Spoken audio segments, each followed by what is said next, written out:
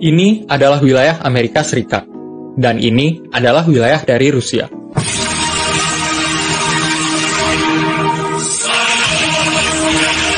Sebentar, maksudnya yang ini.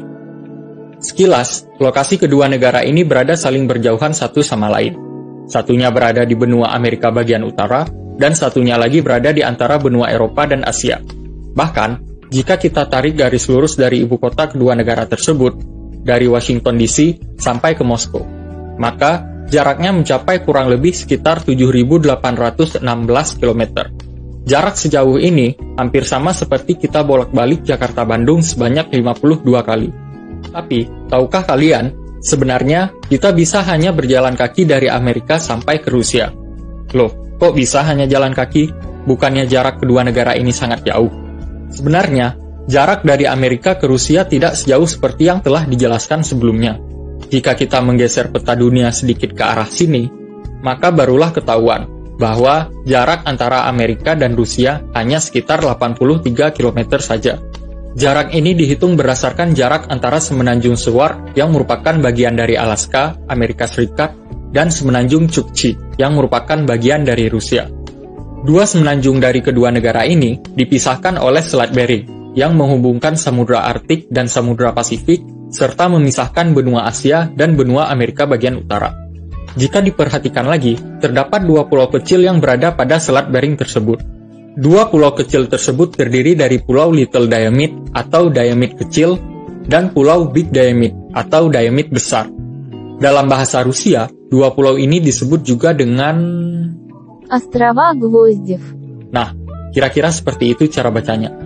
Pulau Little Diamond memiliki jarak sekitar 37 km dari wilayah utama Amerika, dengan luas sekitar 6 km persegi.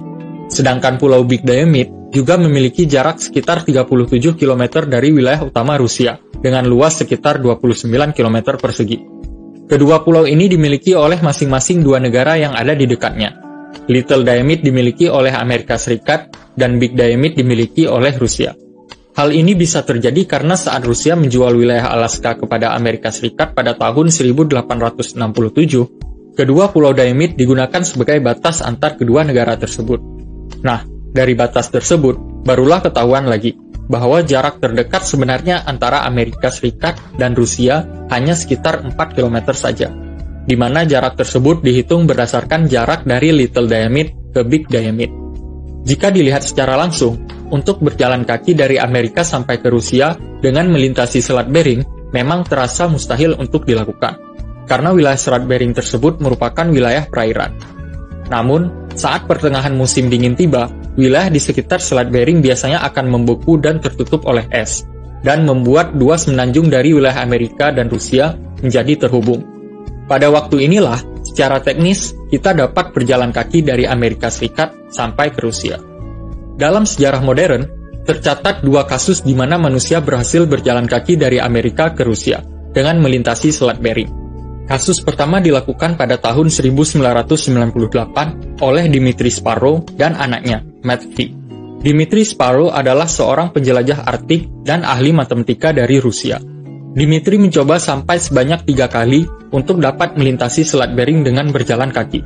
Hingga pada tahun 1998, pada percobaan ketiganya, barulah Dmitry dan anaknya berhasil berjalan melintasi Selat Bering dan dianugerahkan Guinness World Record sebagai orang pertama yang melakukannya. Kasus selanjutnya dilakukan oleh penjelajah Inggris yang bernama Carl Bursby pada tahun 2006. Menariknya, tujuan Carl Bursby tidak hanya melintasi Selat Bering saja. Berjalan kaki melintasi Selat Bering adalah sebagian kecil dari tujuan aslinya, yaitu berjalan kaki dari Chili sampai ke rumahnya di Inggris. Ekspedisi Carl Bursby berjalan kaki mengelilingi dunia ini juga dikenal dengan sebutan Goliath Expedition. Carl Bursby memulai ekspedisinya pada tahun 1998 dari Punta Arenas di Chili. Pada bulan Maret tahun 2006, Bursby akhirnya sampai di ujung Alaska. Agar dapat melanjutkan perjalanan dari ekspedisinya, Bursby memutuskan untuk berjalan kaki melintasi Selat Bering dari Alaska ke Rusia bersama dengan temannya, Dmitry Kiefer. Mereka berhasil melintasi Selat Bering setelah berjalan selama 14 hari. Cerita lengkap dari ekspedisi Carl Bursby ini dapat dibaca pada bukunya yang berjudul Giant Step. Nah, Setelah mengetahui informasi ini, gimana menurut kalian semua? Sudah tertarik untuk berjalan kaki dari Amerika ke Rusia? Atau mau sekalian aja jalan keliling dunia seperti yang dilakukan oleh Mas Starsberg? Coba tulis pendapatnya di kolom komentar di bawah. Selain itu, terdapat fakta menarik lainnya saat kita melintasi Selat Bering. Selain menjadi perbatasan antara Amerika Serikat dan Rusia, garis yang berada di antara dua pulau Diomede pada Selat Bering juga menjadi garis batas penanggalan internasional. Kedua pulau ini memiliki perbedaan waktu hampir sekitar 21 jam. Jadi, jika kita berjalan dari Little Diomede ke Big Diomede, maka kita akan tiba pada hari berikutnya. Begitupun sebaliknya, jika kita berjalan dari Big Diomede ke Little Diomede, maka kita akan tiba pada hari sebelumnya. Oleh karena hal tersebut, Little Diomede juga sering disebut sebagai Yesterday Island dan Big Diomede sebagai Tomorrow Island. Mungkin agar lebih menarik, penjelasan dari batas penanggalan internasional ini akan kita bahas pada video-video lainnya. Terima kasih sudah menonton video ini. Jangan lupa share jika informasi dari video ini bisa bermanfaat. See you in the next video.